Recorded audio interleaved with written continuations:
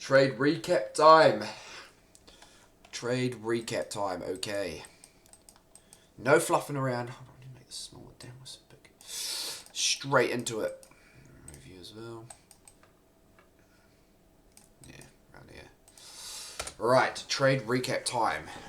Yesterday's trade. I literally haven't made a YouTube video all week. Solely because I literally have not been trading. Because it was literally nothing the whole week. I only took a trade today, and I had one loss, but should have been a dub. Explain what happened, and then a break even. So, without further ado, let's get stuck into this. Anyway, on the hourly time frame, I didn't really have too much of a bias. Didn't really have too much of a bias. We were kind of in this little hourly range. Wasn't too big. We were like, you know, trading within this hourly gap.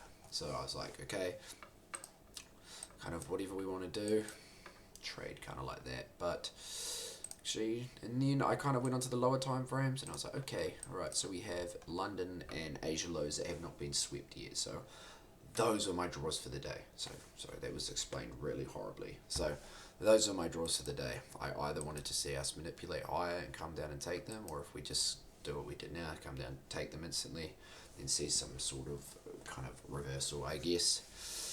But anyway, so that was my bias. ES, yeah, same on ES as well.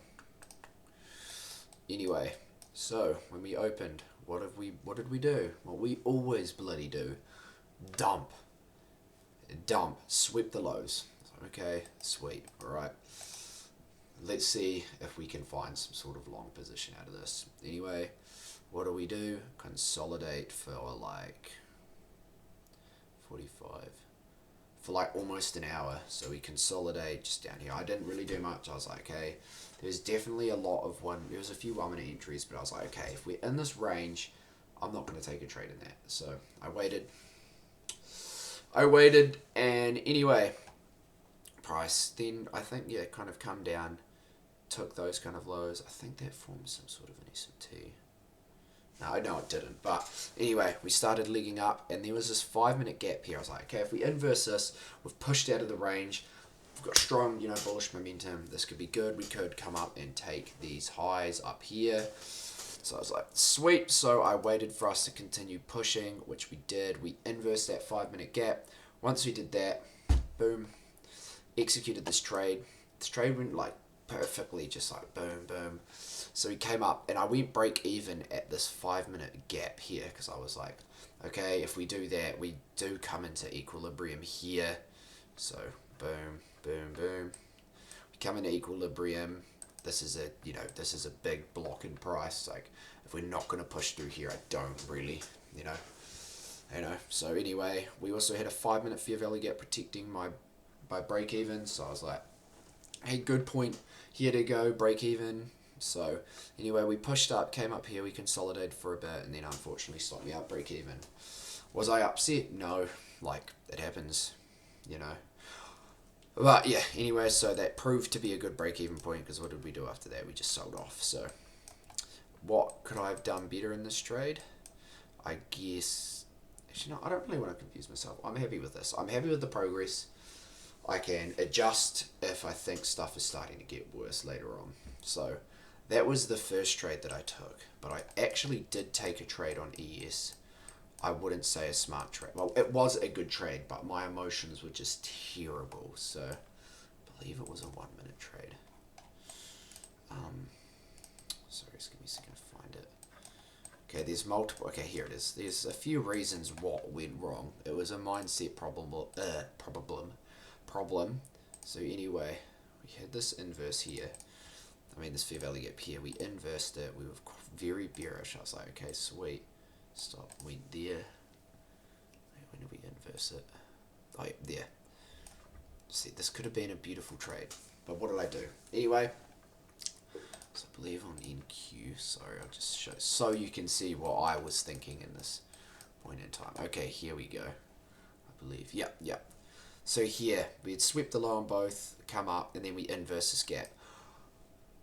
And NQ took the low I think before, yeah, it took Asia or London. I thought it was Asia, or I think it was London before. I thought it did it before even Q did. Before East did, sorry. I was like, okay, now we've got an SMT. That's why I closed out and it lost like an idiot. But we actually didn't have an SMT. It was, yeah, it was stupid. There was no SMT. This trade here could have been a banger. It could have been boom, boom, off the charts now, and I wouldn't have had to look for that. So I risked a lot more than I usually do as well, which would have been, because it was only a 3-point stop on air, so I think I went in with like 12 cons.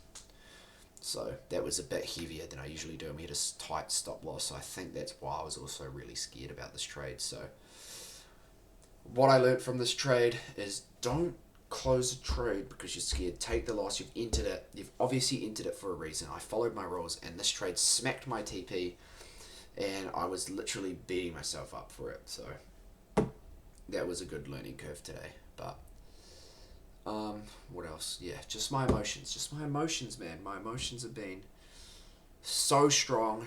It's hard. It's a hard obstacle to overcome. So I'm going to continue to work on them. So it's just, I think, yeah, the factor of I didn't trade a week. I hadn't taken a trade in like literally 7 days. So I guess just everything wasn't there. So maybe I need to do like a emotion, like some sort of emotional thing before I wake up and trade.